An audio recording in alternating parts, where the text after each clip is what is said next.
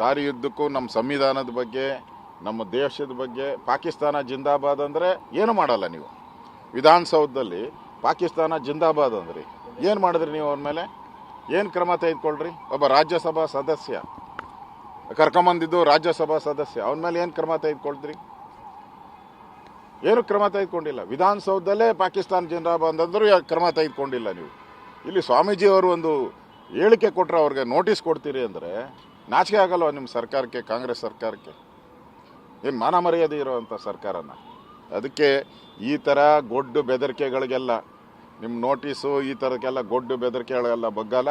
ಇಡೀ ಸಮಾಜ ಅವ್ರ ಜೊತೆ ನಿಲ್ತೀರಿ, ಮಠದ ಜೊತೆ ನಿಲ್ತೀರಿ. ಅವ್ರು ಈಗಾಗಲೇ ಅವ್ರು ಏನು ಹೇಳಿದಾರೋ ಅದಕ್ಕೆ ವಿಷಾದ ವ್ಯಕ್ತ ಮಾಡಿದ್ದಾರೆ. ಇಲ್ಲಿಗೆ ಅದನ್ನು ಮುಕ್ತಾಯ ಮಾಡಿದ್ರೆ ಸರಿ, ಇದನ್ನು ಮುಂದುವರಿಸಿದ್ರೆ ಇಡೀ ಸಮಾಜ ಇವ್ರ ವಿರುದ್ಧ ಹೋರಾಟವನ್ನು ಮಾಡ್ತೀರಿ ಅನ್ನೋ ಮಾತನ್ನು, ಎಚ್ಚರಿಕೆಯನ್ನು ನಾವು ಕೊಡ್ತಾ ಇದ್ದಾರೆ. ಡಿ ಕೆ ಶಿವಕುಮಾರ್ ಅವರು ಎಲ್ಲೊಂದು ಕಡೆ ಸ್ವಾಮೀಜಿಯವರ ನಡೆ ಮೇಲೆ ಅಸಮಾಧಾನವನ್ನು ವ್ಯಕ್ತಪಡಿಸಿರುವಂಥದ್ದು ಕೂಡ ನಡೆದಿದೆ. ನೋಡಿ, ಡಿ ಕೆ ಶಿವಕುಮಾರ್ ಅವರು ಯಾವಾಗ ಯಾರ ಪರವಾಗಿ ಮಾತಾಡ್ತಾರೋ ಅಂತ ಗೊತ್ತಿಲ್ಲ. ಒಂದೊಂದ್ಸರಿ ನಾನು ಒಕ್ಕಲಿಗ, ಒಂದ್ಸರಿ ನನಗೆ ಪೆನ್ ಕೊಡಿ ನಾನು ಸೈನ್ ಹಾಕ್ಬಿಡ್ತೀನಿ ಅಂತ ಹೇಳಿ ಮಂಡ್ಯದಾಗ ಹೋಗಿ ಹೇಳ್ತಾರೆ. ಇನ್ನೊಂದು ಕಡೆ ಅಲ್ಲಿ ಮಂಗಳೂರಲ್ಲಿ ಕುಕ್ಕರ್ ಬ್ಲಾಸ್ಟ್ ಮಾಡಿ ಹಿಂದೂಗಳನ್ನ ಕೊಲೆ ಮಾಡೋನ್ಗೆ ಅವ್ರು ನಮ್ಮ ಬ್ರದರ್ ಅಂತಾರೆ. ಯಾರನ್ನ ನಂಬೋದು ಅವ್ರನ್ನ? ಒಂದು ಸರಿ ಮುಸಲ್ಮಾನರನ್ನೆಲ್ಲ ನಮ್ಮ ಬ್ರದರ್ ಅಂತಾರೆ. ಮಂಡ್ಯಕ್ಕೆ ಬಂದ ತಕ್ಷಣ ಬಂದ್ಬಿಟ್ಟು ನನಗೆ ಪೆನ್ನು ಸೈನ್ ಹಾಕೋಕ್ಕೆ ಪೆನ್ನು ಪೆನ್ಸಿಲ್ ಕೊಡಿ ಅಂತ ಕೇಳ್ತಾರೆ ಒಕ್ಕಲಿಗರ ಹತ್ರ. ಯಾವುದನ್ನ ನಂಬೋದು ನಾವು? ಅವ್ರು ಒಂದು ಕಡೆ ಎಲ್ಲನ ನಿಲ್ಲಬೇಕು, ಇಲ್ಲ ಮುಸಲ್ಮಾನರ ಕಡೆ ನಿಲ್ಲಬೇಕು, ಇಲ್ಲ ಒಕ್ಕಲಿಗರ ಕಡೆ ನಿಲ್ಲಬೇಕು.